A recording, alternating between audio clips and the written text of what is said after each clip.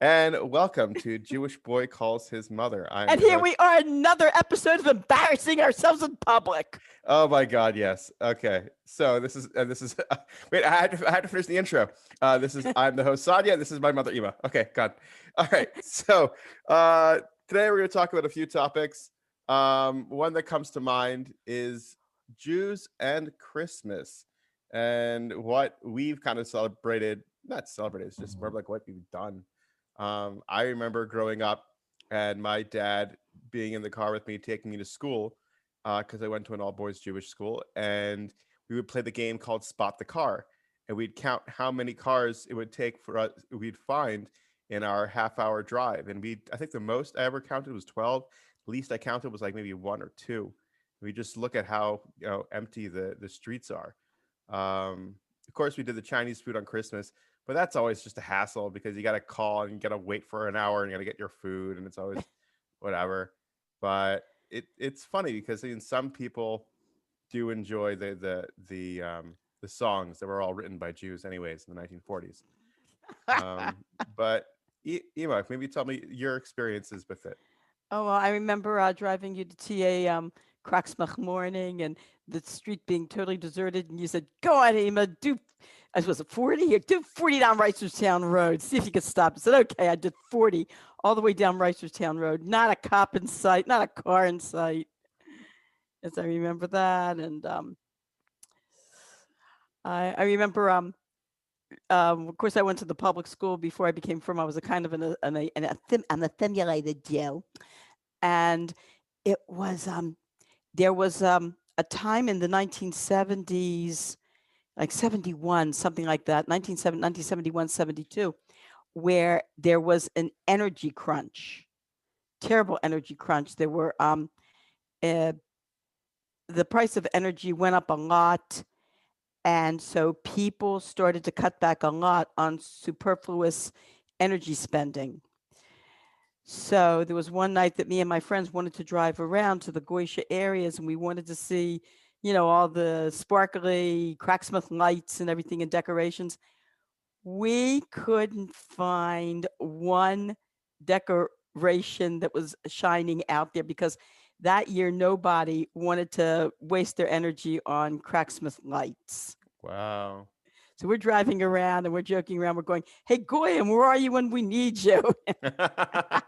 Where are the Goyim when we really want them? Come on. Come on, where are the lights? They look so pretty. That's the thing. The lights look so pretty. It just looks like a lot of fun. It's like I personally never like in a way had the real wanting to celebrate Christmas.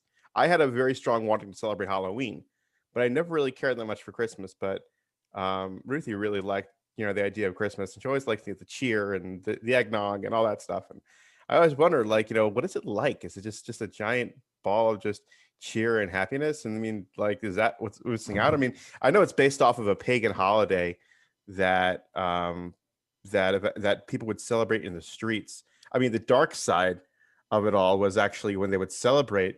That's when it would be a real issue with the Jews, and that when the Jews would be living in the areas where the guy would be celebrating Christmas back in the day, they would actually go out and murder them and kill them.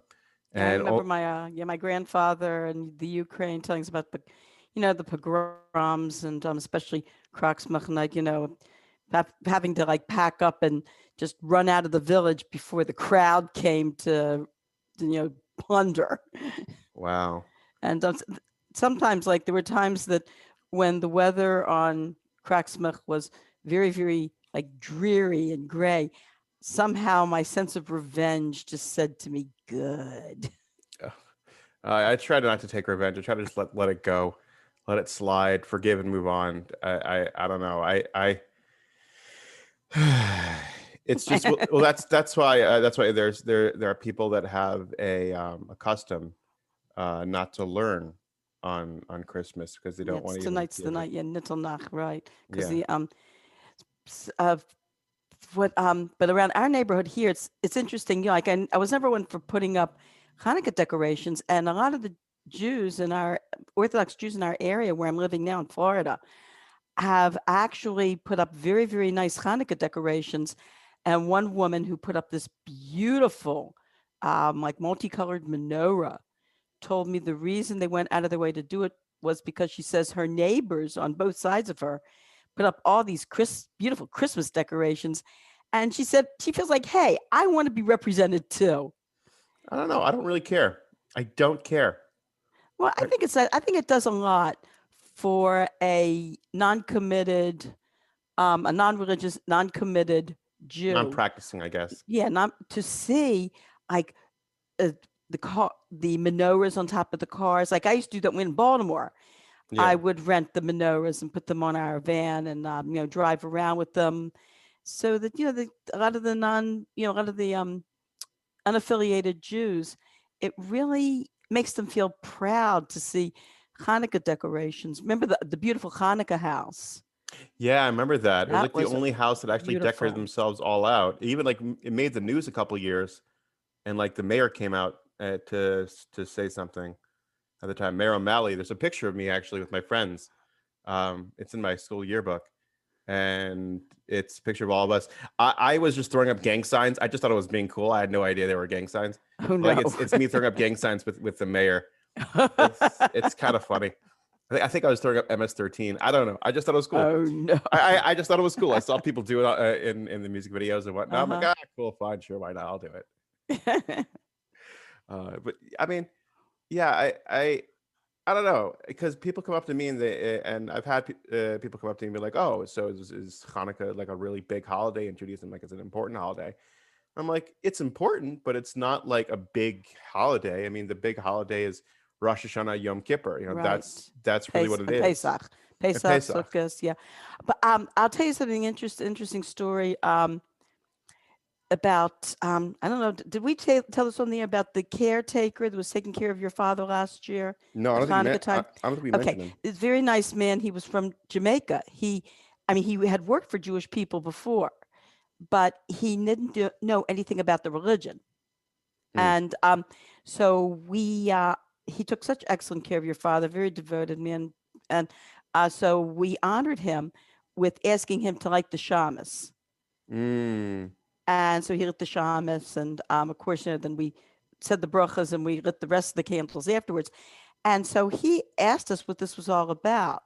So I told him, of course, about the Maccabees and the Greeks, and how this was actually a a spiritual fight. This was the fight for the freely practicing our religion.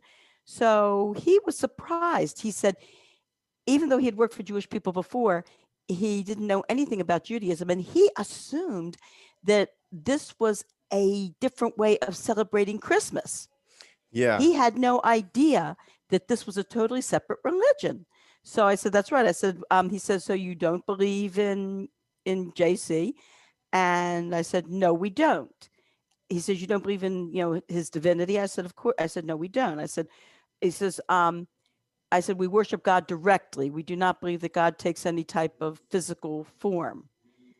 So he was very surprised about that. It was a real eye opener for him. He had no idea that this was a totally separate religion. He thought, he thought Jews were similar to Christians or whatever, but he had no idea that this was a totally separate religion. Yeah, I mean, that's the thing. It's like, for me, I feel like sometimes I just want to like really try to educate people as much as I can, but I realize like you can't just go ahead and scream at the top of your lungs what's going on, because they don't like it. It comes off as if you're proselytizing or whatnot. And I'm just being like, I get to a point where I try to educate people as clearly and directly as possible Oh, yes. about what's going on and what it is, Mhm. because even though luckily we're in the time and age of the internet where you can get all that information, a lot of people don't know where to find the correct information, because there's a lot of misinformation as well, a lot of fake news. Oh, yes. And you really have to go ahead and decipher everything. And more than just that, like when you listen, because I grew up in all Jewish Orthodox environment, I know how to listen too. That's excellent. Yes. That's because that's something that I think a lot of times people miss don't have misinformation because they don't hear it properly, or they don't hear it correctly, or they try to force their narrative onto what's going on, Yes. when really it's like, no, no, no, no, Mm. no, you can't shoehorn your opinion. This is something that you have to take at face value for what it is, and then kind of like always, you always have to have a source with your information. You can't have your own personal philosophy or take on it. Like, that doesn't happen. That doesn't work. It's like, well, it seems like. No, it's not. It seems like. What is happening? Who said what? And what can we Mhm. conclude from the information? Other than that, we can't go ahead and assume. You There's know. something else too that you hit on that was also very important, and a lot of times, um, as a Chabadnik, Yeah. um, of course, as a Chabadnik, in the past, and I still am, I'm very anxious to try to want to, you know, do kiruv work. But sometimes I'll have a conversation with somebody, with an unaffiliated Jew, and then afterwards I'll say to myself, I should have listened to that person more. I should have just, you're so anxious as a Chabadnik to want to give information. Yeah. I, To, but I was talking to one time. Your brother is, he's a Chabadnik, and he's um, he's more he's more of a shaliach, he's more but practicing than right, than us. How's that? and he and I were discussing about what people would call proselytizing, what we call it kiruv work, Well, it's not even Kirov, and actually. yeah, Chabad doesn't. we call it McCarving. We call it No, McCarving. actually, it's What not. That's ufutza? very no. What'd you It's call it? actually so Kirov is Hmm. actually the Litvish way of Well, handling. I'm using that term for lack of another term so people understand what we're talking about. Well, But I said to him, I said, look, as Chabadniks, we're here. We're not here to push. We're not here to take responsibility for people's lives. Everybody has to be responsible for their own life and whatever they wish to follow. We are here to offer information to those people who are interested, and opportunities. We're here to offer information and opportunities to experience from kite for those who really would like to do so. We're not here to, I said to them, we cannot take responsibility for people's lives. what Simple do as you that. what do you mean by that? What exactly happened? Okay. In other words, if someone wishes to come and experience the Shabbos, beautiful, fine. You're certainly invited. You're certainly welcome. If someone wants to take advantage of the information we're offering about, Aref Soim, about, Shabbos candles, buying a letter in a Sefer Torah, maybe information on Taras Mishpacha, we're here to offer it to you. If you want to learn, if you really want to learn these things, fine. But if a person, the choice as to whether or not to assume these things into your life or to be educated in these practices, that responsibility lies with the individual. And we can't, it's their responsibility whether or not they wish to get this information or to obtain this knowledge. Well, in general, in life in general, it's your responsibility to educate yourself. And even if someone would try to educate you, they wouldn't succeed unless you let them. That's so true. That's Yeah. that's really that's not Mhm. even a thing where it's more of like, well, I can't tell you or proselytize. No, no matter what I say or do, you're gonna do whatever you Yeah, want. but the thing is this, is as Chabadic sometimes, when we are in situations where people said, well, with people, to put it just short, we're in a situation of thank you, no thank you. Sometimes we feel like we failed. We feel like, what did I say wrong? What should I have said? And a lot of times it's like, hey, you can't blame yourself like that. This person had the God-given right to make that choice for themselves. Well, we Yeah. always and I think that's what I understand what you're saying, but I feel like that's more of a projection, because when I go on Mifsaim, when I would go ahead and just basically, if somebody was asking me questions, or I was asking them if they wanted a calendar, or they wanted to have a menorah, or if they wanted me to give them shalach manos and whatnot, you Mhm. know that was for me. It's more of like, whether you're a practicing Jew or non-practicing Jew, that's something that Jews just do. It's not, and if you don't want to do it, well, then that's your own personal issue. I don't know what it is, but it's just the fact. Mhm. The fact of the matter is that that is something Jews do. What do Jews do? They light the menorah. They go to synagogue on Rosh Hashanah and Yom Kippur. They have a Pesach Seder. That's what Jews do. Why? Well, that's a whole other story. Well, it's because we're trying to elevate ourselves in this world by obligating to what Hashem said. Or you get really deep far into it. But the point is that every single Jew in this world does that, and they feel a connection to it. And that's why there's atheist Jews. Well, if you're an atheist, then how can you be a Jew? That's like calling yourself an atheist Christian. That doesn't make any sense. But As the they point say, is, thank God I'm an atheist.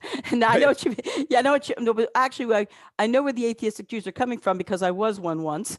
yeah, And basically, what it is that atheistic Jews feel like their Judaism is their cultural heritage.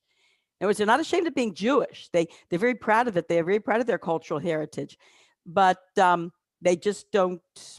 How can I say it?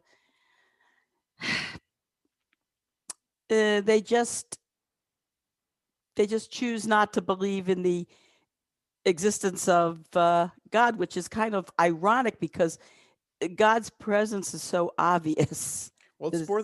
I it's feel like hard it's. to avoid. I think it's more than just that. I think a lot of atheists, their idea of God, in my impression, isn't necessarily does that God I don't believe in either. You know what I mean? That's what the Frierdiker Rebbe said to this man who said he was a Jewish atheist. The Frierdiker Rebbe said that to him. Yeah, believe the God that you don't believe in, I don't believe in either. Yeah.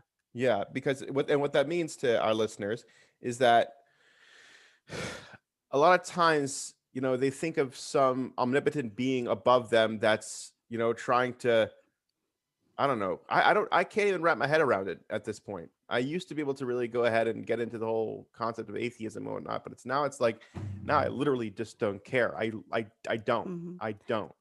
I think what Um, it is too is that people don't want to feel any kind of moral obligation. And if you just stand up and say, "Oh, I'm an atheist," so wow, so now you don't have any moral obligation.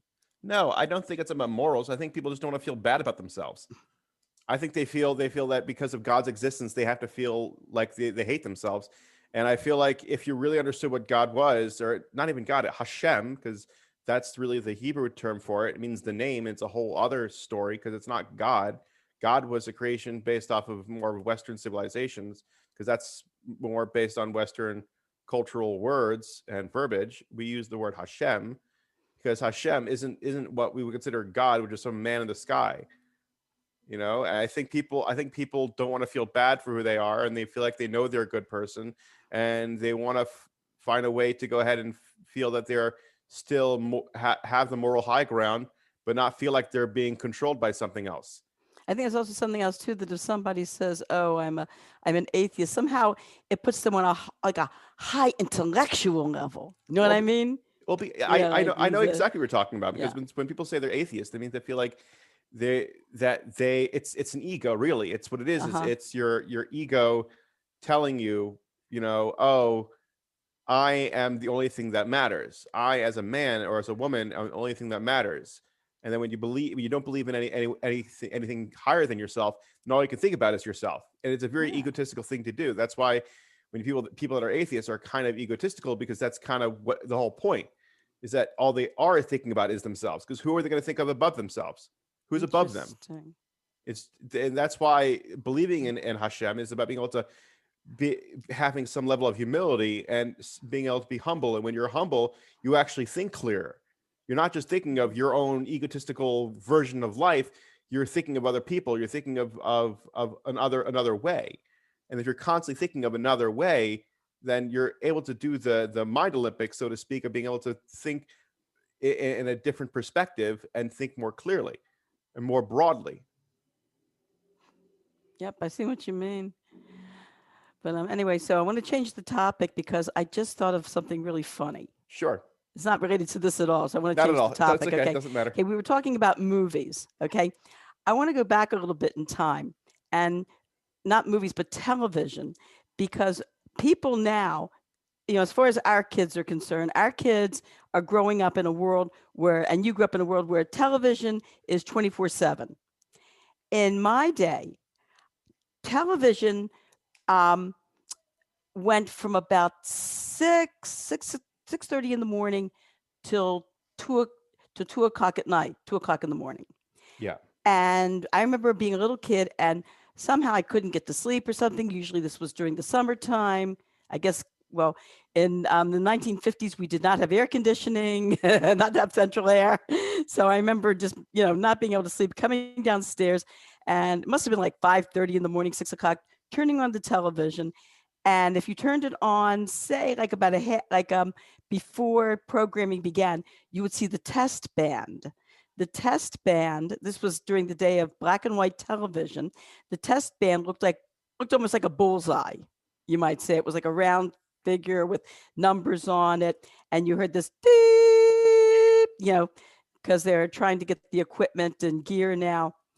And then programming began.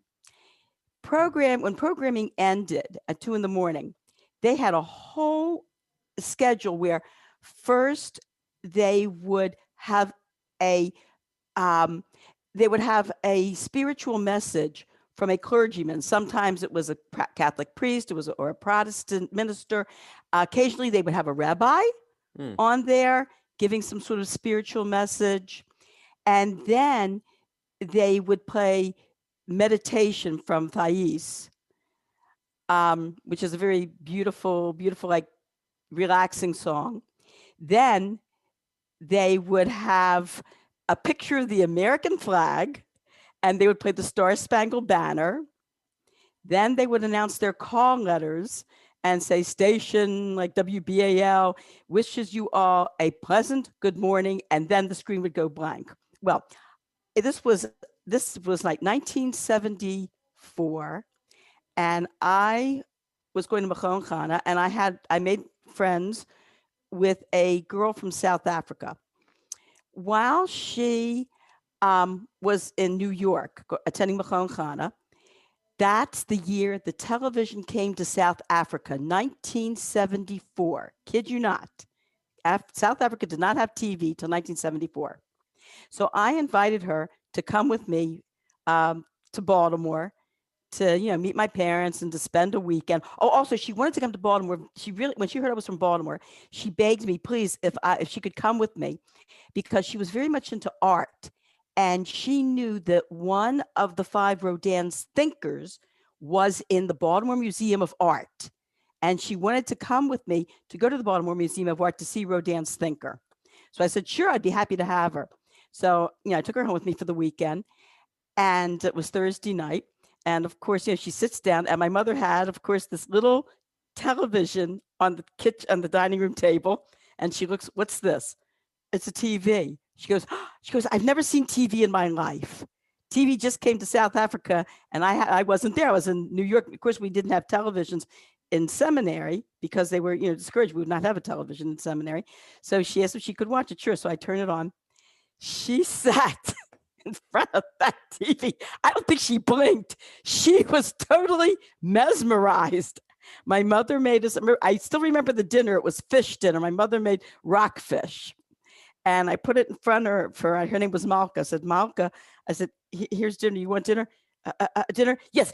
And she kind of looks down at the plate and she eats it. And while she's watching the television, she benches God. And everything. Yeah.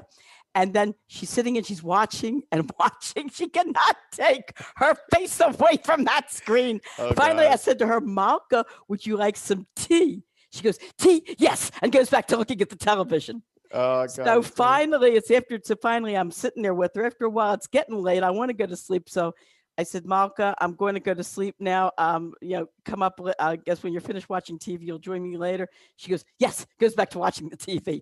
I go upstairs. I get myself ready for bed. And she watched it all the way to 2 a.m.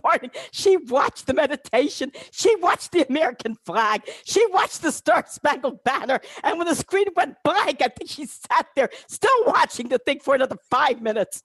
Oh my Finally, God. she comes upstairs and she comes into the bedroom and she looks at me and says, 7 hours of rapes, violence, crime. She says, no wonder your country's having so many problems. And she says, but I did notice one good thing. I said, what was the good thing you noticed? She says, there was not a single program where someone did not mention God. Interesting. Mm-hmm. That's really interesting.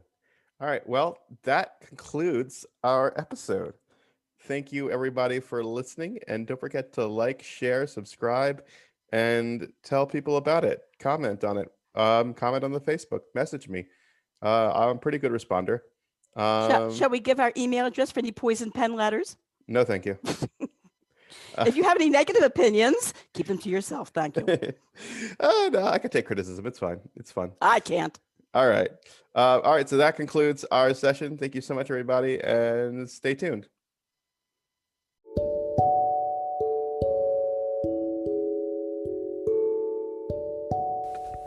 Thank you for listening to Jewish Boy Calls His Mother. Please like and share and find us on Facebook at Jewish Boy Calls His Mother Podcast. We are looking forward to hearing from you.